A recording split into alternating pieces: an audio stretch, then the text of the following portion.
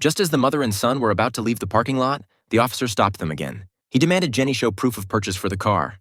Otherwise, they weren't going anywhere. That's when Jenny realized the awful truth. She was trapped in a time loop, and no matter what, this cop was determined to kill her son. Desperate to change the ending, she deliberately provoked him. But her son, worried she might get hurt, went back to the car to grab his phone. The officer mistook it for a weapon and pulled the trigger.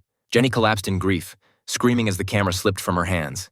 In the morgue, she clutched the video camera and pressed rewind. Miraculously, time reversed once more. She was back at the diner, face to face with her son, tears streaming down her cheeks. Time rewound even further, giving her another chance. She rushed him out immediately.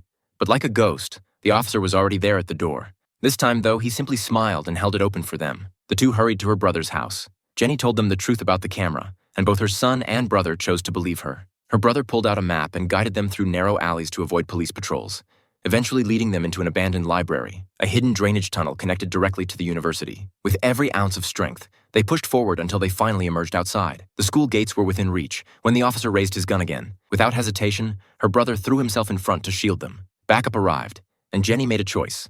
This time, she wouldn't rewind. She raised the camera, not to reverse time, but to record. Others around them followed her lead, lifting their phones and shouting in unison. Tears welled in Jenny's eyes, not from fear, but from courage. In that moment, the truth was undeniable. It was the officer who was guilty, the officer who was afraid. At last, the police backed down. Under the shelter of his mother's love, her son finally stepped through the gates of the university. This is a story of a mother's love and a yearning for peace. The world is not fair. Complaints change nothing, and silent endurance changes even less. When we can't change others, the only choice left is to change ourselves.